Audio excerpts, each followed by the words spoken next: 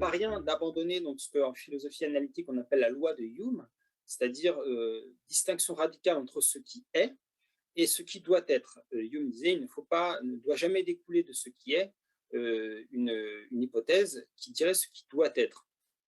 Ça paraît prudent, effectivement, mais quand on analyse très précisément les mécanismes d'apprentissage, et c'est ce que fait Dewey, on se rend compte que opposer d'un côté les faits, c'est-à-dire la compréhension du monde, la compréhension vraie des faits du monde et du fonctionnement du monde, et la distinguer ou la détacher radicalement de notre rapport de jugement, de notre rapport d'engagement dans le monde, c'est-à-dire les valeurs qu'on attribue à des situations, à des idées, on va considérer comme mauvaises, dangereuses ou à l'inverse désirables, ou en tout cas méritant notre attention. Cette distinction du oui dit n'existe pas dans l'apprentissage dès lors qu'il s'agit d'un apprentissage critique. Il ne peut pas en être autrement.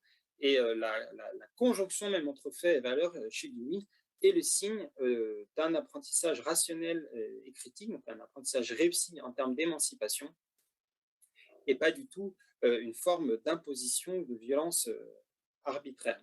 Donc voilà, ça, je voulais caractériser ça, ce, ce, ce postulat philosophique fondamental chez lui, qui explique aussi qu'il soit inspirant pour à la fois pour le chercheur didactique que je suis et pour la discipline philosophie qui a prétention, en tout cas dans les textes officiels du programme de terminale, qui a prétention à former les citoyens, à l'émanciper, à préparer les futurs citoyens que sont les élèves de terminale, à les émanciper, à les aider à penser par eux-mêmes, et donc finalement assume cette conjonction qui est assez traditionnelle, en tout cas dans les philosophies de l'émancipation, entre l'apprentissage d'un contenu et des effets immédiats et qu'on peut directement corréler au contenu appris en termes de choix, de décision quant à des valeurs et à leur estimation. Le cœur de ce que je voudrais proposer en termes d'inspiration, c'est ce fameux concept, il n'est peut-être pas si fameux que ça, mais c'est un concept central chez lui qui est le concept de as. Alors, il est central et en même temps, il passe souvent sous les radars parce qu'on pourrait dire que c'est un concept de type opérateur, où c'est vraiment un outil. C'est-à-dire que ce n'est pas un concept qui concerne du contenu, comme le concept de liberté, le concept d'égalité ou que c'est le concept de sujet. Et peut-être pour ça qu'on l'a sous-estimé, mais dans la méthode philosophique de Dewey, il est vraiment crucial. Alors ce petit mot de as qu'on trouve dans sa manière d'écrire et aussi dans certains titres, comme Art as Experience, l'art comme expérience, qui est son grand livre de philosophie esthétique, on pourrait le traduire simplement en français par comme. Mais d'une certaine manière, c'est un petit peu trop polysémique ou trop banal. Et pour le caractériser de manière plus précise, je proposerais de le traduire par en tant que. À chaque fois que Dewey réfléchit ou essaie de construire une analyse, quand ce mot as apparaît, il est en train de spécifier qu'il s'intéresse à quelque chose, à une réalité complexe, en tant que ceci ou cela. S'intéresser par exemple à ce qui se passe dans une situation entre des individus, et à un moment, on va analyser ce qui se passe que du point de vue, par exemple, du genre de la personne. En tant que femme, il se passe ça pour elle, ou en tant qu'homme, ou du point de vue de la position statutaire entre des personnes en tant qu'élève ou en tant que professeur, ou du point de vue de la situation d'apprentissage, donc en tant qu'apprenant ou en tant qu'enseignant. Et on voit que l'intérêt de ce concept va d'ouvrir à une extrême précision dans la description. Dewey, c'est le philosophe de l'enquête. Et là, on voit qu'il est inspirant d'abord pour le chercheur, pour les chercheurs que nous sommes, parce que c'est ce perspectivisme de Dewey, c'est-à-dire cette manière de toujours en revenir au point de vue comme ce dont on fait réellement l'expérience, parce qu'une expérience est toujours située. Et donc, quand par exemple un didacticien s'intéresse à une relation entre deux personnes, il peut s'intéresser à ces personnes en tant qu'élève ou en tant que professeur. Et donc ça, c'est des problématiques sociales, des problématiques statutaires, mais il peut s'y intéresser aussi en tant qu'elles sont en train de construire ou co-construire un apprentissage, donc en tant qu'apprenant et en tant qu'enseignant. Et ces points de vue ne se recoupent pas, puisqu'un élève peut fonctionner en tant qu'apprenant aussi bien qu'en tant qu'enseignant. Si un élève fait une objection à un enseignant, à un professeur, pardon, vous voyez l'importance de la précision, à ce moment-là, peut-être qu'il fonctionne comme enseignant puisqu'il apporte une expérience, une objection, une question qui oblige le professeur à se questionner ou envisager le raisonnement ou le cheminement de pensée dans lequel il était engagé. Et à ce moment-là, le professeur fonctionne en tant qu'apprenant. Donc ça, déjà, ce petit concept, on pourrait presque dire que c'est une forme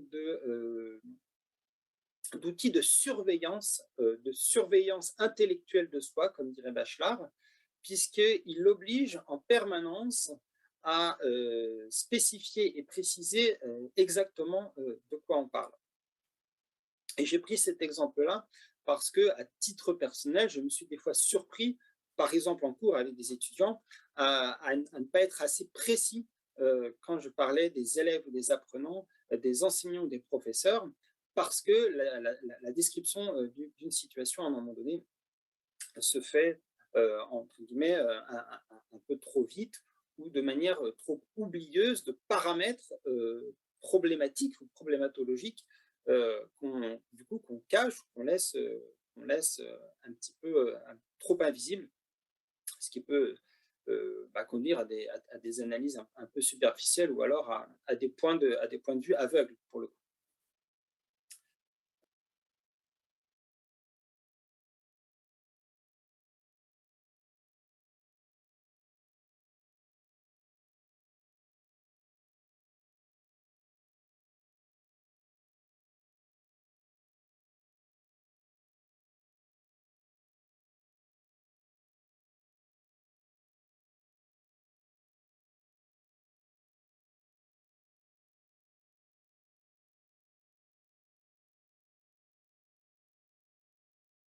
Alors, qu'est-ce que nous dit cet exemple de Hannah Arendt qui est assez riche. Alors d'abord, pas d'abord, essentiellement plutôt, euh, ça permet de lier vraiment une fois de plus la théorie et la pratique. C'est-à-dire que là, on voit bien qu'on a la construction d'un certain concept de judéité, avec tout ce que ça va incarner dans un imaginaire antisémite, par exemple, comme personne qui accapare le pouvoir ou personne qui est responsable de ma pauvreté ou de celle de ma famille parce qu'elle s'accapare les richesses. Voilà, tous les fantasmes liés au délire antisémite.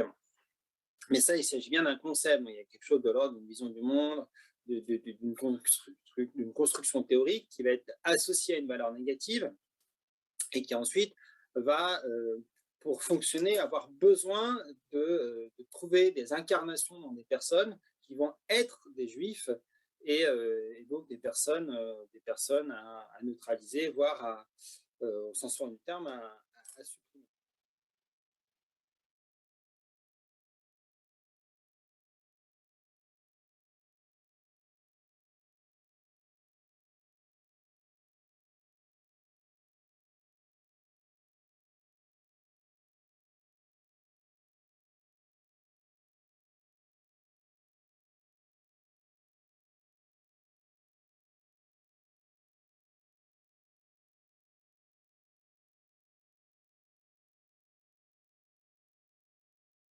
Tant qu'on construit de nouvelles cités, qu'on construit de nouvelles représentations, un abandon corrélatif d'anciennes représentations, d'anciennes idées, de préjugés. La contemporanéité entre les effets des apprentissages et les effets d'apprentissage, c'est aussi quelque chose qui est au cœur, un effet immédiat et fondamental de ce petit opérateur conceptuel qu'est ce mot as. C'est-à-dire qu'il y a aussi une certaine conception de l'apprentissage en philosophie, comme apprendre à penser par soi-même, sortir de ses préjugés, qui a tendance à proposer schématiquement une chronogénèse du type d'abord on doit désapprendre, d'abord on doit se débarrasser de ses préjugés pour ensuite pouvoir apprendre. C'est une figure par exemple qui est centrale chez Descartes. On doute, donc on enlève toutes les idées. Il a même cette image du panier qu'il faut vider. On vide le panier avec les pommes pour pouvoir trier, enlever toutes les pommes pourries et ensuite ne garder que les pommes saines. Donc désapprentissage d'abord, apprentissage ensuite. Pour Dewey, ce geste, il est psychiquement et cognitivement impossible.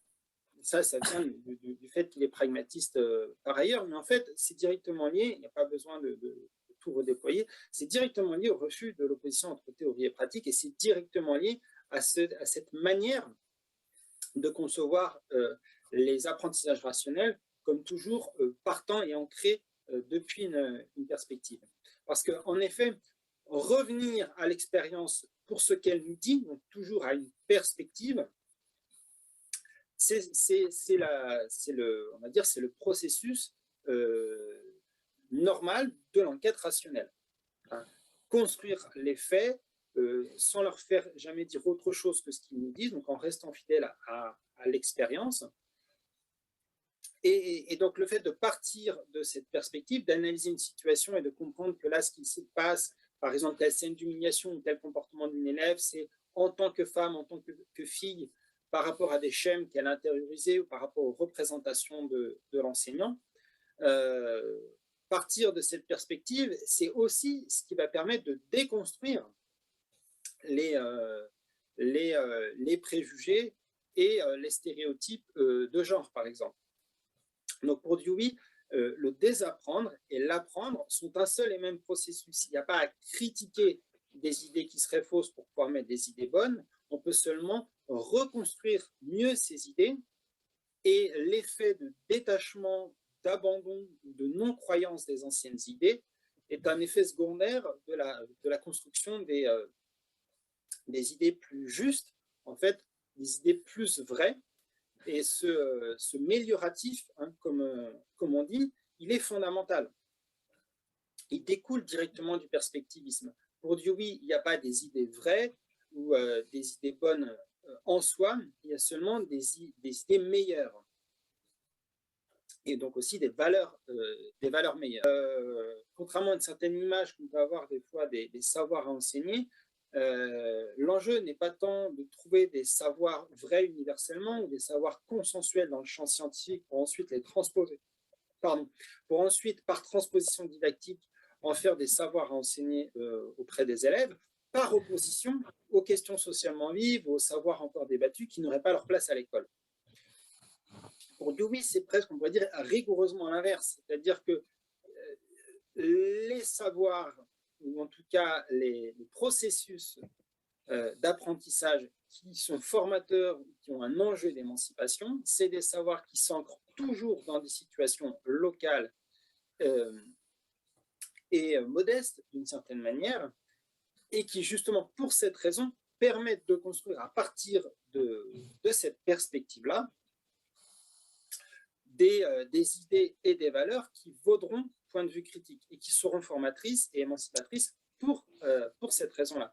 Et donc, les savoirs enseignés sont toujours des savoirs socialement vifs parce qu'ils ont été, on va dire, appris de manière critique et rationnelle. On voit bien à nouveau que théorie et pratique, loin de s'opposer, sont presque des critères dont on peut s'assurer, plutôt, ils sont des critères dont la corrélation en termes d'effets théoriques et pratiques nous assure qu'il y a réellement eu apprentissage. Donc, et si on envisage du point de vue des rapports de pouvoir, on peut voir vraiment un parallèle entre le pouvoir lié plutôt à la forme de la solution, hein, dans le paradigme de la problématisation, et la puissance liée au paradigme du problème. Parce que finalement, qu'est-ce que nous dit Dewey finalement c'est que les rapports de pouvoir fonctionnent comme rapport de domination dans l'exacte mesure de notre oubli de la simple perspective dont ils émergent. Vous voyez, c'est-à-dire ne plus envisager le pouvoir d'une personne en tant qu'il est un homme dans un système de domination masculine, mais croire réellement lui attribuer les vertus et les attributs que l'imaginaire de la domination masculine nous fait croire comme étant essentiellement masculins. Et Dewey nous dit finalement, on tombe dans les pièges du pouvoir, on tombe dans les pièges d'une pensée préjugeante, dans l'exacte mesure où on oublie l'origine perspectiviste de nos idées et de nos valeurs. Et c'est cet oubli-là qui nous rend vulnérables au dogme, à la pensée dogmatique du régime des solutions, et c'est ça qui nous rend parallèlement et corrélativement vulnérables d'un point de vue pratique au rapport de pouvoir.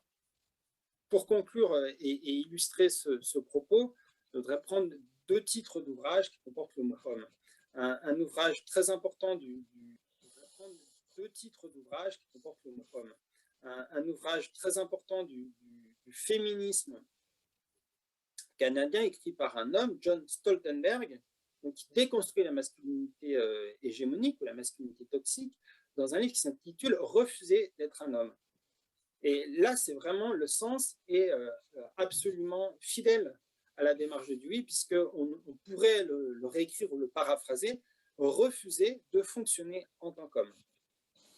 C'est-à-dire que finalement, il ne s'agit pas c'est pas un ouvrage sur le transgenrisme ou la transsexualité, il ne s'agit pas d'un auteur qui voudrait changer de sexe ou de genre, il s'agit bien d'un auteur qui essaie de montrer comment est-ce que quelqu'un qui va être perçu en tant qu'homme par les autres, il y a aussi toute une réflexion sur les représentations, c'est quoi apparaître en tant qu'homme ou être identifié comme homme par les autres, et une fois ces mécanismes, on va dire, anticipés ou aperçus, comment réussir à déconstruire aussi tous les avantages sociaux du fait d'être perçu comme un homme, comment soi-même ne pas abonder dedans et dans les facilités, le confort du fait d'être un homme dans une société de domination masculine, et aussi déconstruire en soi l'essentialisation plus ou moins intériorisée du fait qu'on a reçu une éducation genrée.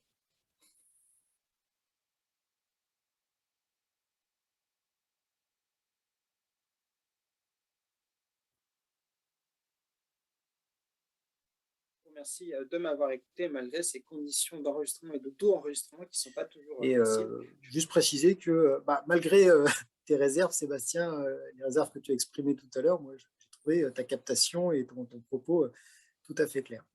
Je vous propose, comme annoncé tout à l'heure, de passer tout de suite à la seconde communication, donc de Camille Rollins, et qui s'intitule « L'individualisme nouveau de John Dewey comme source d'inspiration face au défi de l'individualisation de masse en démocratie ».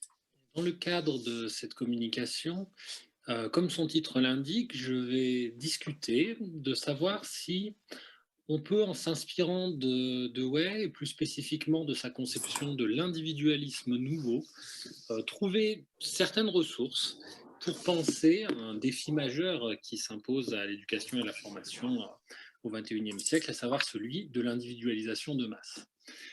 Donc je présenterai ce concept chez Dewey, la manière dont il s'articule notamment avec sa pensée du libéralisme, et j'ouvrirai certaines pistes pour la discussion de son actualité. Plus précisément, dans ce PowerPoint, j'ai fait le choix d'éviter de multiplier les citations, les longues citations comme on le ferait sur un exemplier, et de donner plutôt quelque chose comme quelques clés de compréhension pour entrer dans cet individualisme nouveau de Dewey et dans sa pensée du libéralisme pour pouvoir la discuter. Donc, dans un avant-propos, je préciserai un peu mieux pourquoi, à mon sens, Dewey est un auteur tout à fait inspirant quand on est, comme c'est mon cas, dans une démarche de recherche en philosophie politique de l'éducation. Dans une première partie, je présenterai la manière dont, dans sa philosophie politique, les termes d'individualisme, de libéralisme et de démocratie s'articulent, et en évoquant les les enjeux que ça peut avoir sur le rôle de l'éducation et de la formation dans le type de société qu'il envisage. Dans un deuxième temps, je présenterai la manière dont, à mon sens, on peut déjà se baser sur deux lectures tout à fait inspirées de cette thématique de l'individualisme et du libéralisme chez Dewey, donc dans les œuvres respectives de Fabre et Cometti.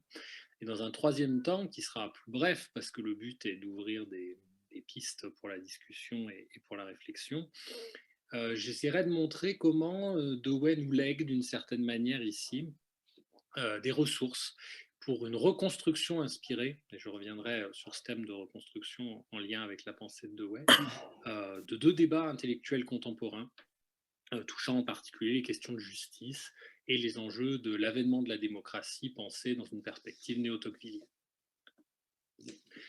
Donc, parlant ici de philosophie politique de l'éducation, j'envisage avant tout le lien très étroit entre l'interrogation sur l'éducation et la formation et celui sur la démocratie. Pour prendre une formule de Blais, Gauchet et Otavi, penser la conversion du projet démocratique en pratique éducative, faire dialoguer toujours ces deux dimensions.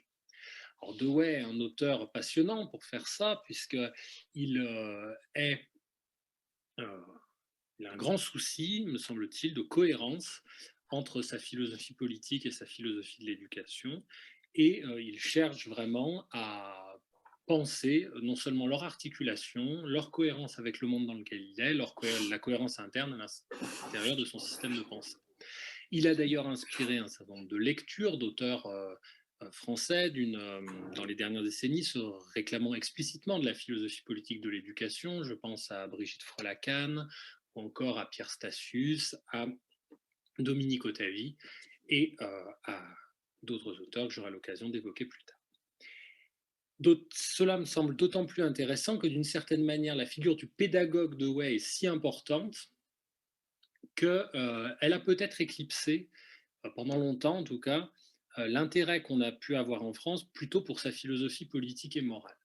Et ce que je vais essayer de faire ici, c'est de partir d'abord du constat qu'il y a désormais des actualités deweyiennes plurielles et riches autour de l'intérêt porté à sa philosophie politique en particulier. On peut penser aux travaux de Joël Zask, Barbara Stiegler, et que d'une certaine manière, il est intéressant de partir de sa philosophie politique pour penser ce que peut être sa philosophie politique de l'éducation. Dans le cadre de mes propres recherches, c'est en quelque sorte un contrefort, au sens où ça étaye, ça soutient, ça borne, mais c'est un peu externe au bâtiment principal, pourrait-on dire, d'une démarche intellectuelle plus globale sur l'individualisme démocratique au XXIe siècle et sur son accompagnement. Donc, commençons par ce qui sera le gros morceau de cette contribution, de cette vidéo, les lectures de, pour commencer, Individualism Old and New de Dewey. Donc, un contexte d'écriture tout à fait significatif. Le premier des 8 articles réunis sous ce titre est écrit avant le déclenchement de la crise de 29, le dernier est écrit en 1930. Ils paraissent initialement dans le journal New Republic. Ils sont disponibles en français de très fraîche date, puisqu'ils sont publiés dans les écrits politiques parus chez Gallimard en 2018.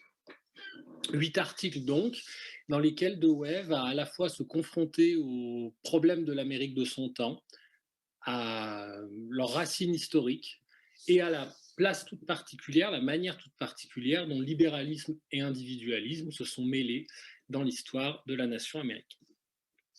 La réflexion qui est au cœur de cette pensée, que je détaillerai un peu plus longuement après, est d'une certaine manière que l'imaginaire américain et un certain nombre de pratiques politiques, en particulier américaines, se sont construits sur une certaine conception de l'individu et de l'individualisme qui a eu ses mérites en son temps, mais qui, désormais, pose plus de problèmes qu'elle n'offre de solutions. Donc on voit ici le souci de Dewey de saisir son temps par la pensée, pour faire référence à son maître Hegel, et donc à mêler actualité vive et construction d'une œuvre globale et systématique. Les lignes de force de la pensée de Dewey dans ses essais, si on réduit à leur épure, me semblent pouvoir être les suivants. Il y a d'un côté un ancien individualisme, adossé à l'individualisme possessif. Donc on peut renvoyer ici aux travaux très importants de C.B. Macpherson sur la conception de l'individualisme possessif ou du droit naturel chez quelqu'un comme Locke, par exemple, et une anthropologie, pourrait-on dire, du libéralisme qui met l'accent plutôt sur l'individu isolé, ce que devrait qualifier d'atomisme, que sur le social ou les interactions entre les individus. Cet individualisme a bien sûr, et Dewey n'en disconvient nullement, des vertus émancipatrices. Il a pu avoir un certain nombre de conquêtes. Il est une part importante, décisive de la progression vers des sociétés plus démocratiques, mais il révèle aussi, pour Dewey, des faiblesses. Par exemple, Dewey est très critique de ce qu'on appelle l'individualisme farouche, rugged individualism, promu notamment par les conservateurs de son temps, notamment le président Hoover, donc le président qui précède Roosevelt, et qui vont être hostiles, par exemple, à de la redistribution. L'idée que la responsabilité individuelle, c'est ne pas avoir besoin de l'État, ne pas avoir besoin que soit socialisé un certain nombre de difficultés pour se débrouiller, ou encore qu'il ne faut pas contrevenir au libre marché. Pour Dewey, non seulement cet individualisme est très excluant d'une grande quantité de personnes dans la population, mais il a aussi des effets transformatifs qui fait qu'il fait de moins en moins sens dans l'époque dans laquelle Dewey écrit, du fait précisément des transformations qu'il a engendrées depuis l'époque des fondateurs. Dewey en appelle donc à ce qu'il appelle un nouvel individualisme. D'une certaine manière, c'est pour lui un problème fort de son temps, avec de très vastes publics potentiels, puisque ce sont tous ces individus, soit qui ont du mal matériellement à faire face aux conditions de leur temps, ou même pour s'orienter dans ce monde qui se transforme, ce monde qui devient une grande société, qui est de plus en plus organisée, incorporée, et il en appelle à l'intelligence collective pour être capable de penser à nouveau frais la manière dont on peut penser un individualisme, et Dewey tient aux conquêtes de la liberté individuelle, mais une liberté individuelle qui est rendue davantage possible, concrètement, davantage assurée, davantage porteuse de sens, pourrait-on dire, par l'action de l'intelligence collective et une capacité d'organisation des personnes. 5 ans plus tard, Dewey traite cette fois directement de la question du libéralisme dans un texte où il prolonge en fait d'une certaine manière les analyses de Individualism Old and New. Un texte qui s'appelle en anglais Liberalism and Social Action, traduit en français sous le titre Après le libéralisme, ses impasses et son avenir, qui eut en son temps une réception considérable. Il a été comparé aussi bien à la déclaration d'indépendance qu'au manifeste du Parti communiste, par exemple, et qui marque un tournant dans l'usage du vocable liberal aux États-Unis. C'est-à-dire, mais certains historiens des idées estiment que c'est à partir de ce moment-là que le terme désigne vraiment l'idée d'une pensée progressiste et l'idée d'une recherche également de quelque chose de différent des courants, des canaux historiques, dirons-nous, et des républicains et des démocrates dans la politique américaine. Dewey était favorable à une telle troisième voie politique aux États-Unis. Ce sont 3 conférences prononcées à Virginia University en 1935, où il propose une progression réflexive. D'une certaine manière, il va critiquer le libéralisme pour son manque de conscience historique, et lui va essayer de s'appliquer cette remarque et de se donner une conscience, une compréhension historique du libéralisme. En particulier, il va en retracer l'histoire, donc encore une fois les conquêtes qu'il a pu avoir, les époques qu'il a traversées, la manière dont il les a transformées, et la manière dont il rentre progressivement en crise pour envisager ensuite les conditions de sa renaissance. Je m'appuie ici notamment, outre la lecture de Dewey lui-même, sur un certain nombre d'analyses du préfacier du volume cité Guillaume Garretta. Et en particulier, il va dire, d'une certaine manière, le libéralisme pose des fins extrêmement valables, extrêmement dignes d'être poursuivies, et Dewey ne tient pas à s'en éloigner, il est radical au sens où il retourne à la racine de ce libéralisme-là, mais il dit d'une certaine manière, le libéralisme a aussi mobilisé en son temps, dans l'histoire, des moyens au service des fins qu'il poursuivait, qui ont pu avoir leur utilité en leur temps. On peut penser tant au libre marché qu'à un certain nombre de conceptions du rapport entre les individus et l'État, ou ce type de choses. Il dit d'une certaine manière, ces moyens ne valaient qu'en tant que moyens, parce qu'ils permettaient de poursuivre certaines fins. Si désormais les moyens, on peut penser au capitalisme, au libre marché, à une certaine défiance vis-à-vis de tel ou tel rôle de l'État, nuisent à la réalisation des fins initiales plutôt qu'elles les permettent, et c'est le constat qu'il tire, eh bien, il faut sacrifier les moyens plutôt que les fins, ne pas hypostasier, ne pas donner une importance excessive à des choses qui, au fond, n'étaient que des moyens, et se doter de nouveaux moyens pour continuer à poursuivre les fins de liberté individuelle, d'épanouissement personnel qui sont au sein du libéralisme et que Dewey ne repousse pas. Donc, d'une certaine manière, son idée est que le libéralisme, si on veut en faire vraiment une tradition qu'on ne retouche pas, pose problème aujourd'hui, qu'il y a dans la culture libérale un certain nombre d'articulations entre libéralisme politique et libéralisme économique, mais que, d'une certaine manière, l'économie doit garder ici un statut de moyen, et que cherchant à faire ce qu'on peut appeler philosopher par gros temps, dans des temps très compliqués, la crise de 29, la montée des périls des années 30, il cherche une nouvelle inspiration dans la manière de concilier, dirons-nous, les règles de la liberté, pour reprendre une formule de Monique Cantos-Perbert. Et lui et Cantos-Perbert vont d'ailleurs chercher l'inspiration chez un même auteur, à un certain moment, un auteur anglais du nom de T.H. Green, qui avait tenté une telle inflexion du libéralisme. On pourrait dire que cela est cohérent avec la logique d'éthique située de Dewey, c'est-à-dire ne pas juger in abstracto et définitivement des choses de manière anhistorique, mais en contexte, en situation, en fonction des conditions dans lesquelles ce jugement va pouvoir être porté. Paraphrasant Kolakowski, qui a publié un célèbre credo « Comment je suis conservateur, socialiste et libéral », on pourrait dire que le credo de Dewey dans ses textes est « Comment je suis individualiste, libéral et soucieux des questions sociales parce que je suis démocrate et que je souhaite l'émergence de la démocratie, non seulement comme régime, mais comme mode de vie, de manière plus générale. » Alors, si on en vient maintenant aux deux lectures inspirées que j'évoquais tout à l'heure, il y a, me semble-t-il, dans les réceptions contemporaines, pas de la pensée de Dewey dans son entier, mais plus spécifiquement, là, dans ce cas, moi, je m'intéresse à la question de son individualisme nouveau et de sa conception de la renaissance du libéralisme. Deux lectures très riches. Je commence par celle de Michel Fabre, donc lecture qui s'inscrit dans un projet philosophique plus vaste qu'on peut décrire comme étant, je pense, comme étant celui de penser la formation dans un monde problématique, et dans lequel il va être montré la manière dont Dewey permet un regard, pourrait-on dire, critique sur trois grandes menaces en son temps. La menace communiste, donc en particulier l'idée que seule la violence permettrait le changement social et que la fin justifie les moyens. Dewey, au contraire, dit non. La démocratie peut institutionnaliser non pas le consensus, mais le dissensus sans violence, et permettre l'usage de moyens compatibles avec la fin d'émancipation qu'on vise. La menace capitaliste, c'est-à-dire l'idée que, encore une fois, on s'intéresse plus aux moyens issus du libéralisme économique qu'au fait qu'ils permettent ou non d'atteindre un certain nombre de fins. Et enfin, la menace technocratique, l'idée que dans une big society, une société complexe, il faudrait s'en remettre aux experts parce qu'on n'a pas assez confiance en l'intelligence collective.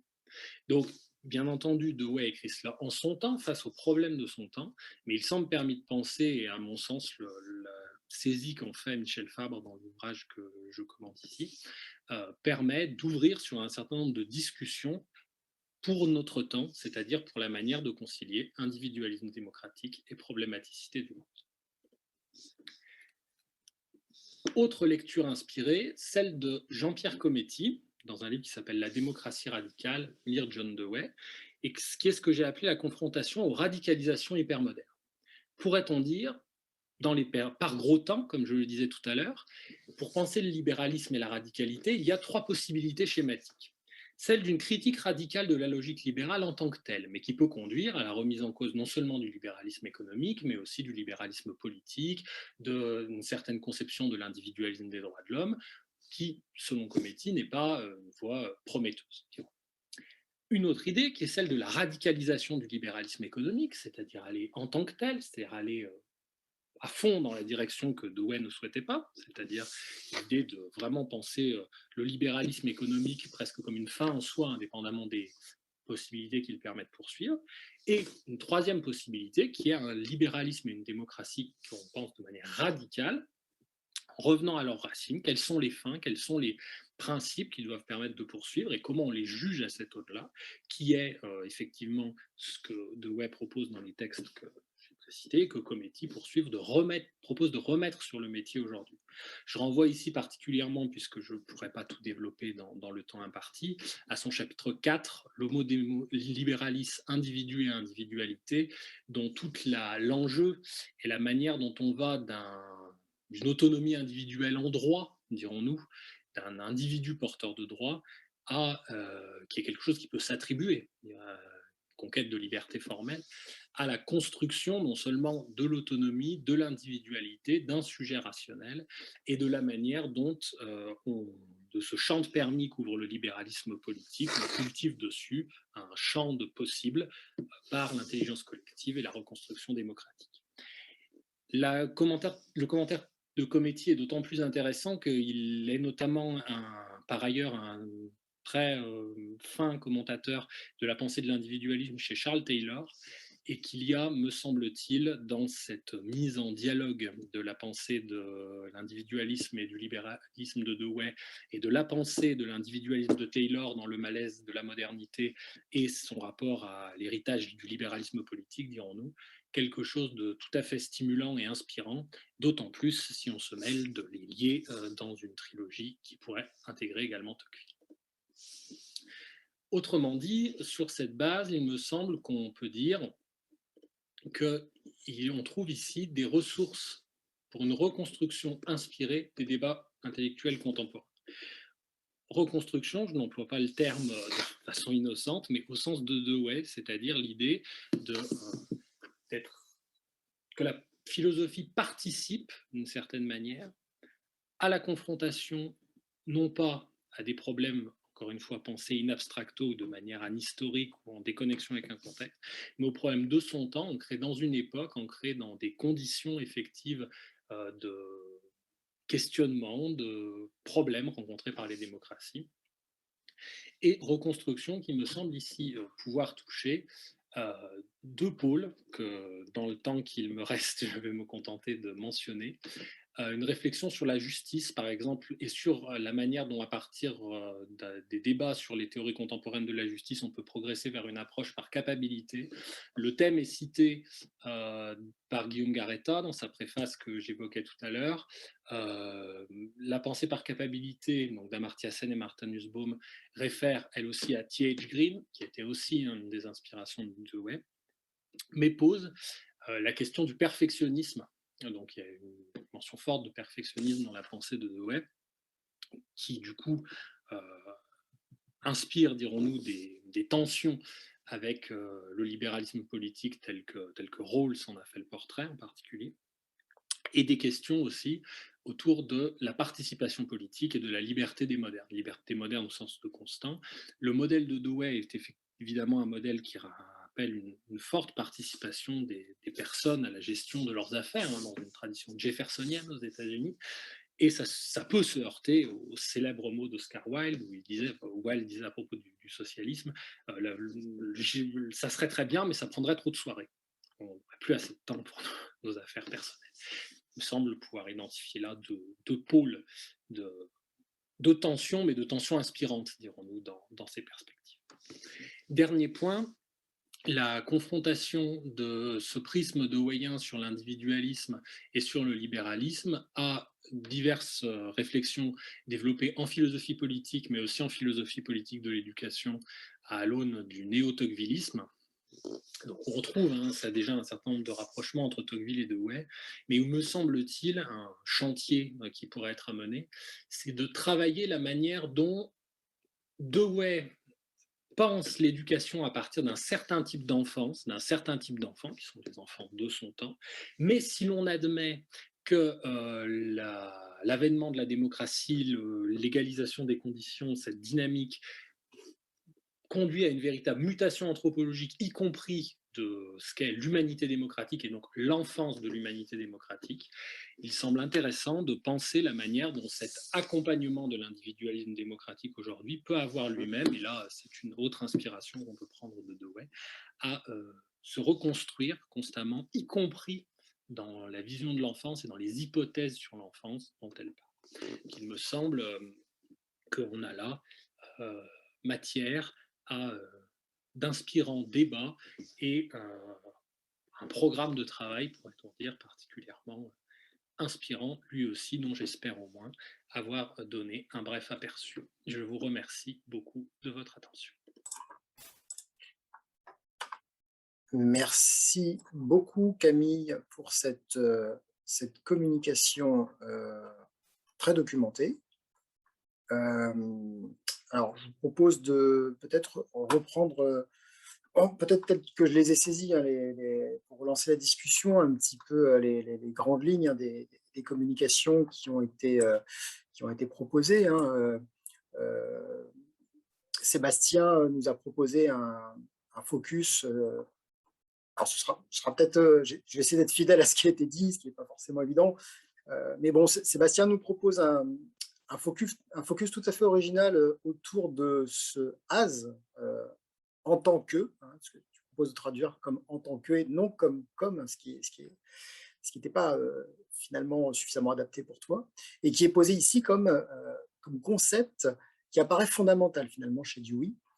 Et la saisie de ce que tu proposes de dire, c'est que la saisie de ce concept offre un axe d'analyse spécifique, ou du moins qui conduit à spécifier l'analyse. Et on comprend bien dans la communication la manière dont l'identification de l'importance de ce as a pu déjà t'inspirer toi pour ta réflexion de chercheur, mais aussi questionner, voire reconsidérer certains aspects de ton activité en tant qu'enseignant. Et cette manière de penser en tant que, dans cette communication, elle est proposée comme un outil de désamorçage et de déconstruction des phénomènes d'étiquetage ou des préjugés comme lecture de la réalité, puisque tu l'appliques à certaines questions sociales vives. Et tu montres enfin comment le concept de as peut constituer un repère, une direction, une réflexion pour rompre avec des construits sociaux dans lesquels on est engagé, qu'on a en quelque sorte intériorisé, à partir desquels, si l'on se pense ou que l'on pense le sujet en tant que, on peut faire un pas de côté.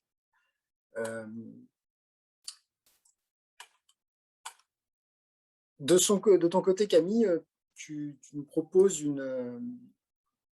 alors, si la communication de Sébastien propose finalement un regard finalement conceptuel pour penser des aspects au fond très contemporains, tu nous proposes, toi, un regard également conceptuel, mais beaucoup plus contextualisé à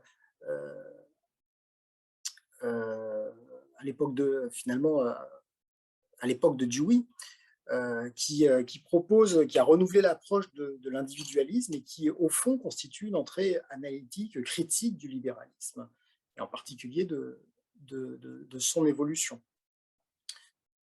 Tu évoquais, alors je n'ai pas retenu l'expression en anglais, mais tu évoquais ce libéralisme farouche. Et cette proposition que tu fais vise à penser la reconstruction de l'individualisme démocratique et de son accompagnement. Alors, je vous propose de donner la parole aux participants. Peut-être vous avez des questions pour nos deux intervenants. Alors, comme je l'ai dit tout à l'heure, vous pouvez vous exprimer à travers le chat ou bien prendre la parole simplement en la sollicitant. Alors, j'avais été ambitieux tout à l'heure, j'avais dit que nous aurions un temps de parole de 3/4 d'heure. Bon, je pense qu'on a un petit peu plus d'une demi-heure maximum. Voilà.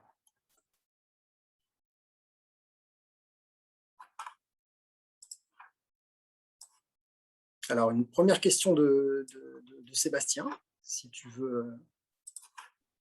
Oui, c'est pour aussi éventuellement lancer les discussions. C'était plus une précision, une remarque en écho à l'intervention de Camille.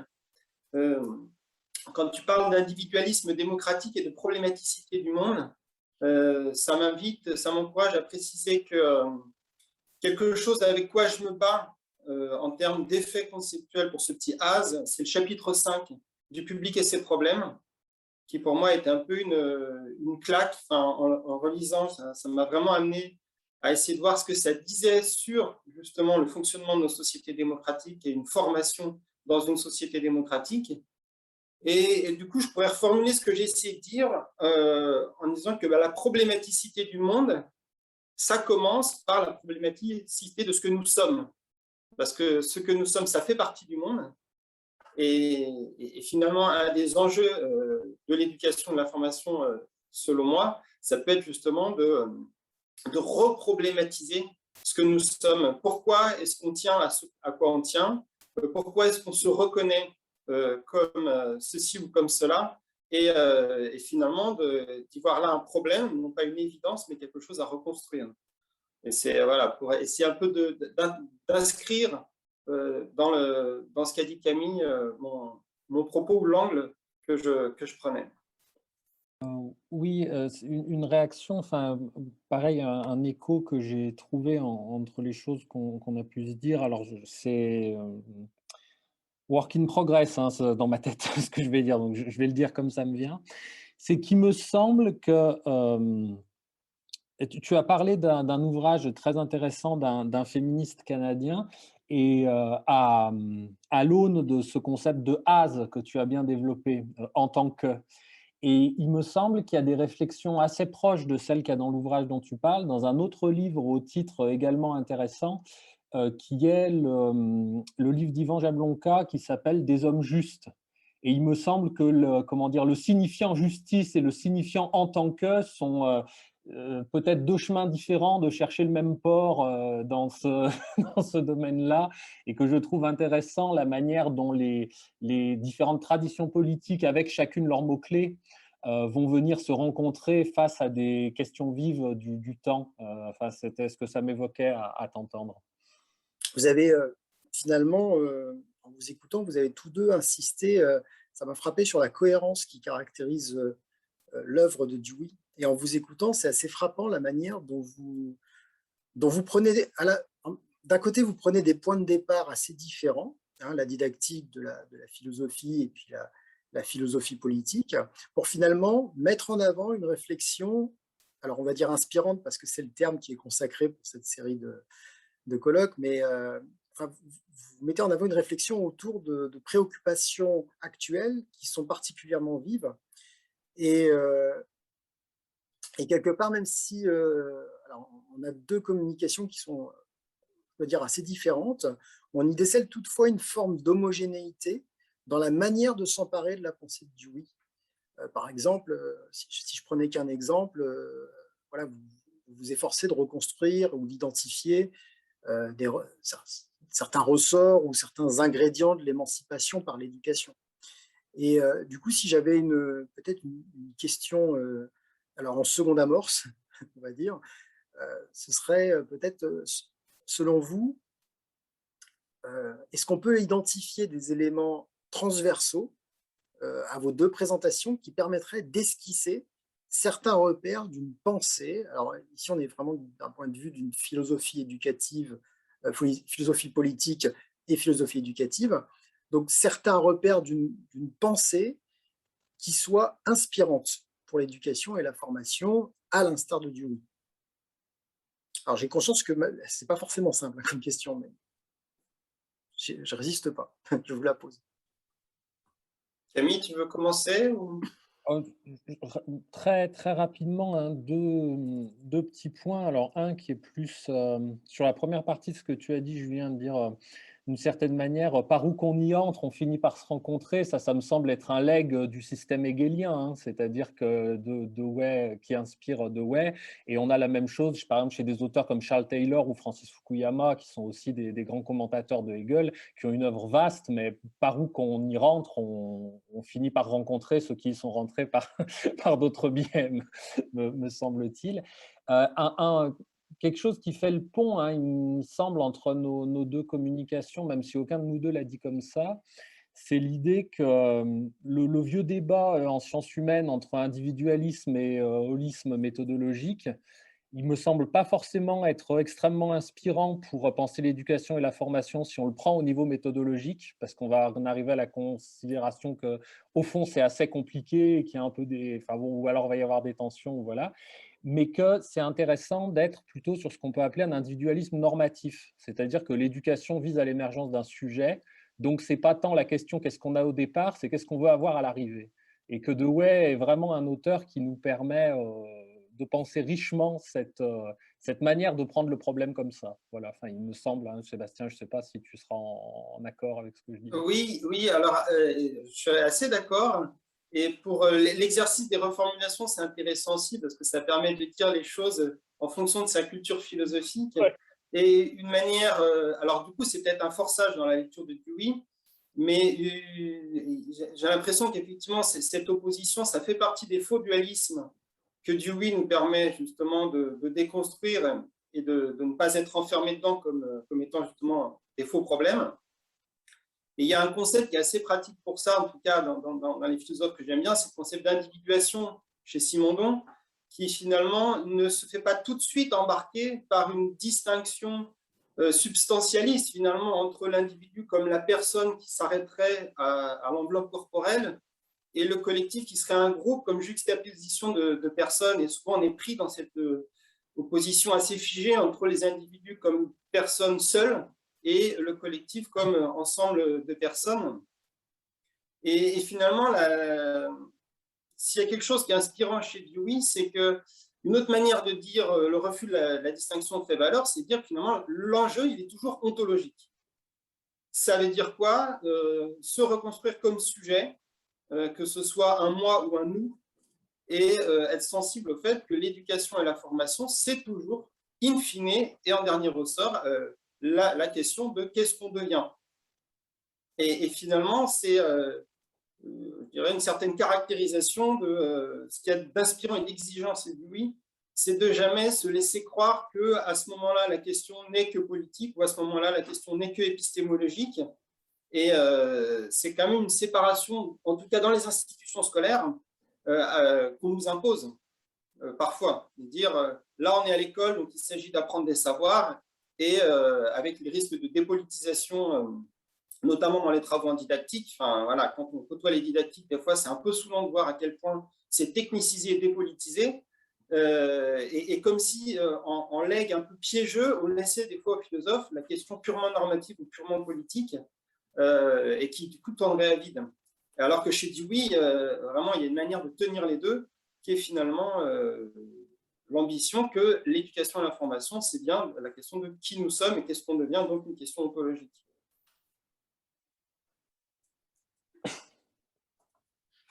Merci beaucoup à tous les deux. Alors, il y a une question de Pierre Gégou.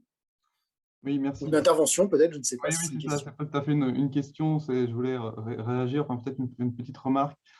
Merci à tous les deux déjà pour vos contributions.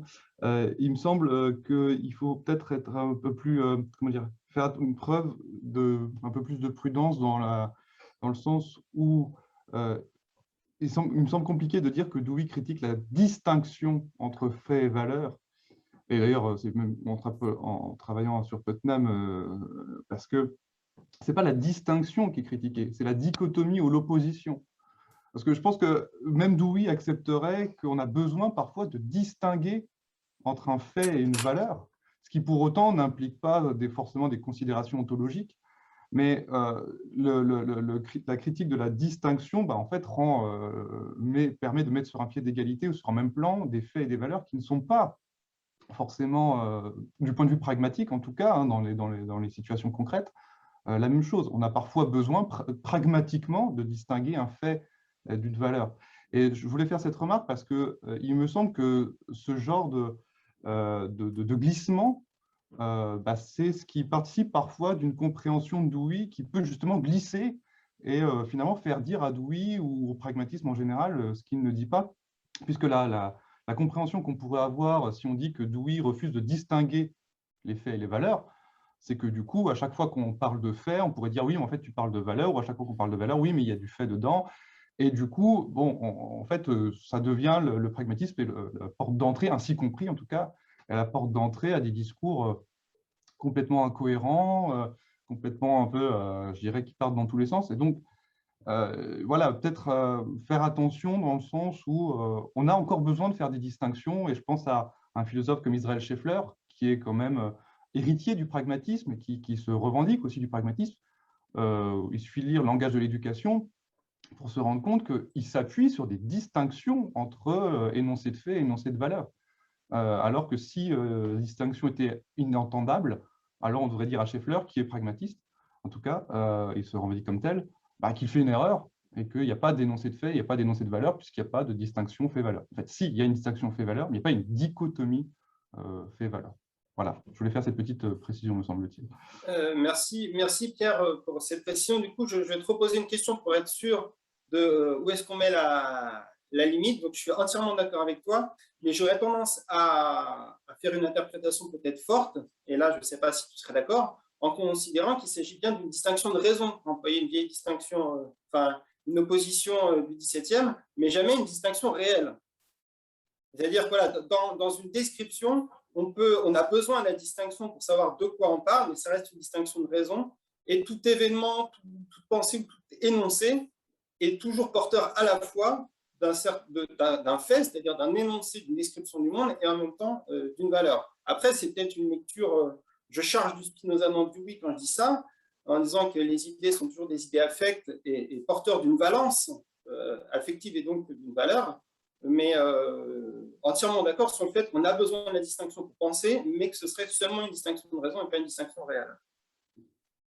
Juste rapidement, oui, c'est dans le sens là, au sens où pragmatiquement, voilà, dans le sens de pragmatique, on a besoin, et donc voilà, sous cette. Mais oui, en revanche, je suis d'accord sur l'aspect, on va dire, ontologique, que la question se pose, voilà, de maintenir ou non, et plutôt non, du coup, la dichotomie. Voilà.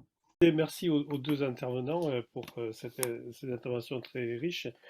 Je serais tenté de faire le lien entre les deux communications. Il me semble que dans les deux cas, bien qu'en effet on l'a souligné, le style, non pas le style, mais les objets de la communication sont très divers. Mais il me semble que ça met en commun l'idée du fonctionnalisme chez Dewey, c'est-à-dire qu'au fond, on est avec Dewey à l'opposé d'une pensée substantialiste. Donc le en tant que, en effet, le en tant que perspectiviste, c'est je dirais, le point de vue fonctionnel. C'est-à-dire qu'au fond, si on parle, par exemple, dans l'enquête, on ne peut pas dire qu'il y ait des données en soi ou qu'il y ait des conditions en soi dans l'enquête, hein, dans mon langage, mais que c'est par rapport au problème dont il s'agit que tel élément a fonction de données, tel élément a fonction de conditions de possibilité, tel élément a fonction de solution.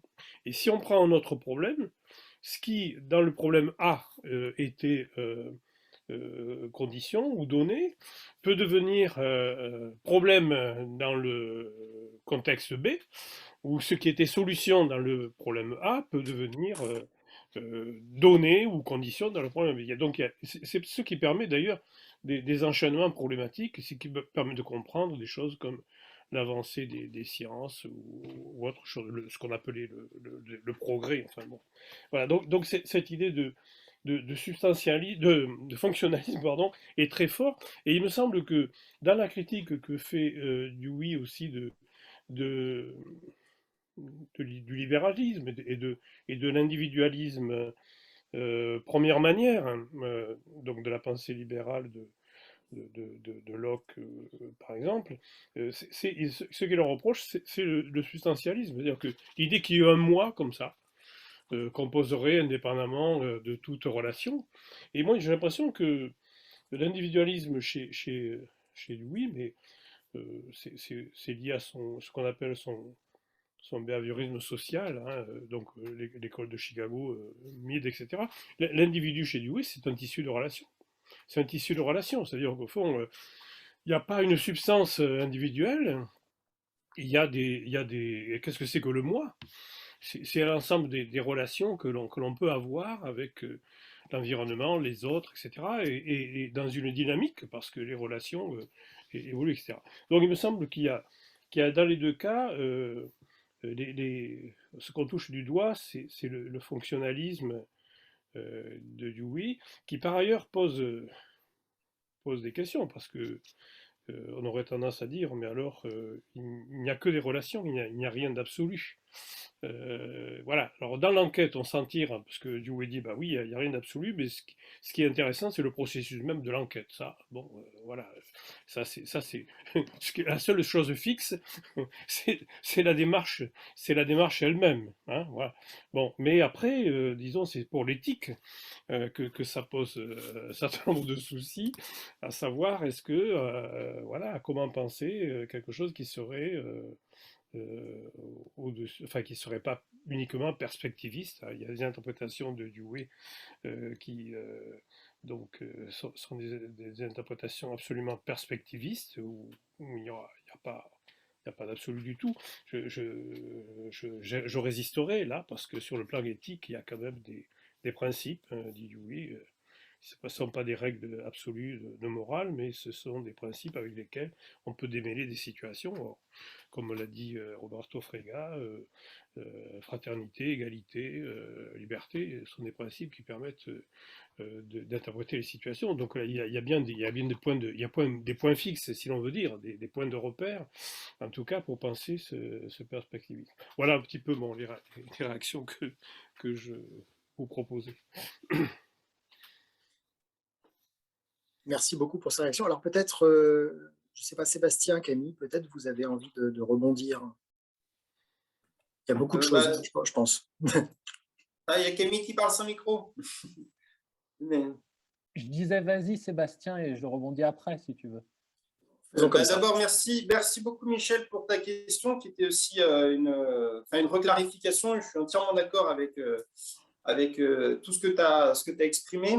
Et je pense que c'est justement l'exemple que tu as donné sur le processus de problématisation. C'est vraiment comme ça que j'essaie de comprendre ce que l'éducation à la formation fait à l'individu avec une lecture deweyenne. C'est-à-dire, il n'y a pas quelque chose qui peut se présenter en disant « Bonjour, je me présente, je suis une donnée ». Puisqu'en fait, dans un contexte ou dans le problème A, je fonctionne en tant que donnée, mais peut-être que dans un autre contexte, dans l'autre problème, je vais fonctionner en tant que condition, ou peut-être que j'étais la solution avant d'un problème précédent. Et finalement, ce travail, on va dire, la lecture que je fais, notamment ce chapitre 5 dans le public et ses problèmes, c'est une manière de me dire, mais en fait, ça peut être opératoire pour penser presque l'identité, tout simplement. Qui suis-je? Et c'est extrêmement radical, parce que déjà, ça déconstruit beaucoup des processus identitaires, de les ramener à une construction conceptuelle, finalement, en tant que jeune, en tant que femme, en tant que diplômé, en tant que français, en tant qu'ayant telle nationalité, etc. Et qu'on n'est peut-être effectivement jamais que la somme de toutes ces perspectives et de toutes ces relations. Et il me semble qu'on trouve chez Dewey une manière justement de voir que cette critique radicale qui vaut comme reconstruction formative permet une hiérarchie des valeurs. Il y a des reconstructions plus fidèles à cette origine perspectiviste du réel et des expériences, et qui, en termes de valeurs, sont supérieures à d'autres. Donc, ça conduit pas forcément à un relativisme. Et il y a une lecture croisée qui est très tentante, c'est de faire dialoguer Dewey avec ce qu'on appelle l'épistémologie du point de vue. Parce que, par exemple, Sandra Hardin, une grande épistémologue du point de vue, parle d'objectivité forte en définissant l'objectivité forte comme une objectivité construite en conscience depuis un maximum de situations. C'est-à-dire, c'est une hyperconscience du caractère situé de la connaissance qui vaut objectivité plus forte qu'une objectivité universaliste ou à prétention non située, en mode point de vue de Sirius. Et on pourrait définir finalement le travail démocratique de Dewey comme construction d'un nous ayant une haute conscience justement du caractère situé. Pourquoi est-ce que nous, à ce moment-là, on décide de poser tel problème politique et d'y répondre de cette manière-là, et de voir ça comme une forme d'objectivité forte dans les décisions démocratiques. Donc, on a on va dire, on garde une boussole du point de vue des valeurs sans se donner un fondement. Hein. C'est-à-dire une sortie par l'eau et par les effets, qui me paraît être un geste assez pragmatiste, et pas assuré par des fondements absolus. Oui, si je peux rebondir, hein, merci Michel à mon tour hein, pour cette proposition enfin, que tu formules avec laquelle je suis tout à fait d'accord. Je trouve une bonne manière de le voir dans l'histoire des idées, cette dimension du fonctionnalisme, enfin, c'est de prendre le contrepoint d'Hayek. Où Hayek, en fait, dit exactement le contraire. Pour lui, dès qu'on est en dehors de l'ordonnancement spontané des substances, on va dire, on est dans le constructivisme social et donc c'est très dangereux. Et c'est très intéressant quand on prend le trajet, par exemple, de quelqu'un comme Lippmann, qui va partir plutôt d'une posture progressiste et aller vers la société du Mont Pèlerin et vers Hayek, la manière dont la pollinisation de cette idée-là se fait. Un autre point qui me semble... vers lequel j'essaye de tirer, il manque des briques encore dans ce sens-là, mais vers lequel j'essaye de tirer, c'est comment on part, j'allais dire, d'un donné très petit, qui est d'une certaine manière l'individuation biologique et la capacité cognitive de réflexivité, on va dire ça, et comment on pense les manières successives dont l'humanité s'est débrouillée avec ça, ce qui est une pensée qu'on trouve chez Taylor ou chez Gauchet, par exemple, et qui ont tous les deux à peu près la même idée. Pendant très longtemps, dans une vision plus traditionnelle, on l'a pensé par intégration normative d'un certain nombre de hiérarchies symboliques, enfin de ces choses-là, et l'individuation psychique se fait comme ça. Et la modernité, que ce soit chez Taylor ou chez Gauchet, en fait, c'est un choix, ce que Taylor appelle un choix moral. On pose une normativité qui est celle de l'individu autonome en droit. Et donc après, la question, c'est comment cette somme de relations et cette intersubjectivité qui constitue le sujet est constituée non plus sur des bases traditionnelles et hiérarchiques, mais sur des bases rationnelles et démocratiques, on va dire ça. Voilà. Et c'est évoquant l'idée d'une sorte de triumvirat Dewey, Taylor, Tocqueville, c'est un peu ça que je cherche, c'est-à-dire cette dimension-là. Merci Camille. Oui, pour partager avec vous une autre piste dans les lectures croisées que j'aime et que j'ai envie de faire sur Dewey. Je pense qu'on pourrait relier le concept d'intérêt général tel qu'il est défini par Rousseau dans le contrat social avec les concepts de Dewey. Parce que finalement, il lâche pas le morceau finalement dans la construction de valeurs critiques et d'essayer de penser justement dans un cadre de démocratie radicale ce que serait une décision juste, pour employer le concept de justice. Et il y a une manière conceptuelle qui est finalement assez proche de Rousseau, qui, en tout cas tel que je comprends le concept d'intérêt général, essaie justement d'échapper tout le temps aux choses trappes des intérêts particuliers ou de la somme des intérêts particuliers, qui pourrait être une autre manière de nommer l'individualisme et le collectivisme tel que Dewey essaye d'y échapper. Et finalement, l'individualisme, ce serait l'intérêt particulier et le collectivisme serait une erreur dans la mesure où il serait juste la somme des intérêts particuliers. Et la manière de construire le concept d'intérêt général chez Rousseau, il y aura sans doute des différences, hein, mais je pense que ça pourrait être aussi une forme d'écho intéressant pour lire la manière dont lui essaye de reconstruire l'individualisme nouveau. Parce que finalement, l'intérêt général, Rousseau le dit bien, il n'existe pas ailleurs que dans la compréhension d'un individu. L'intérêt général, c'est la volonté générale en tant que capacité à comprendre ce qu'est l'intérêt général. Et donc, ça s'arrime bien dans la capacité réflexive d'un individu bien éduqué et bien formé.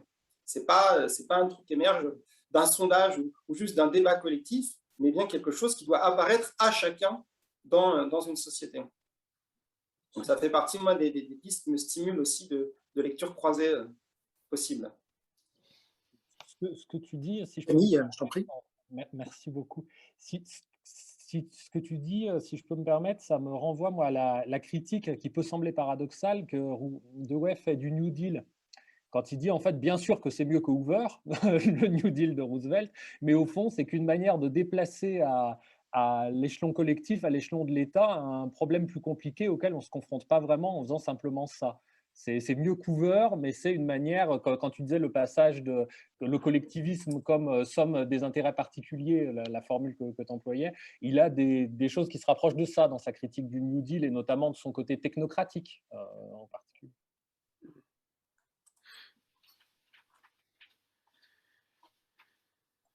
Bien, j'ai l'impression que Xavier vient d'arriver pour nous signaler qu'il était temps de mettre fin à cet atelier. Je vais vous remercier tous les deux, ainsi que les participants pour les questions très fournies, qui ont permis finalement d'avoir une discussion quand même assez dynamique et très spécialisée. En tout cas, je vous remercie pour vos interventions, vos présentations.